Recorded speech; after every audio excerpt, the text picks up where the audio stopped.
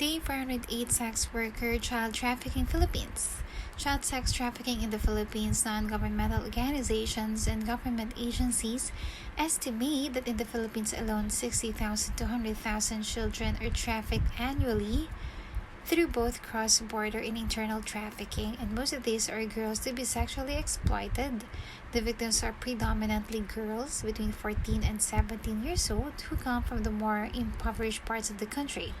The Philippine Social Welfare Department estimates that there are up to 200,000 children on the streets of Manila and that at least 1/10 are victims of trafficking. The Philippines Department of Social Welfare Development states that the annual average increase of prostitution children is 3,266. The Philippines also rank 4th in the world in terms of countries with the highest number of prostituted children. So who gets trafficked? Internal trafficking is a major concern in the Philippines. Adults and children are trafficked domestically from poor rural areas in the southern and central parts of the country. So mostly to Metro Manila and Cebu. Victims are usually sent to places where bars and video karaoke establishments cater to tourists, or they are offered false jobs in restaurants. Once they reach a destination, they may be locked up, drugged, forced to provide sexual services, and heavily guarded.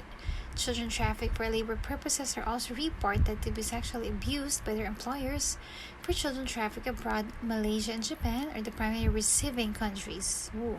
Filipino women and girls are also trafficked for sexual exploitation to Saudi Arabia, Kuwait, the United Arab Emirates, Qatar, Bahrain, Hong Kong, Singapore, South Africa, North Africa, and even Europe.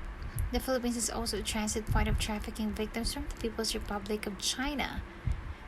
Children are especially vulnerable to being trafficked because they are often less educated, easy to overpower, and easy to convince that they must do what an adult tells them to do.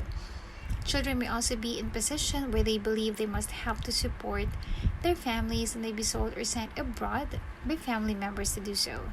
Street children, children in refuge camps, children whose family and community life has been disrupted and do not have someone to look out for them are all especially vulnerable to human trafficking.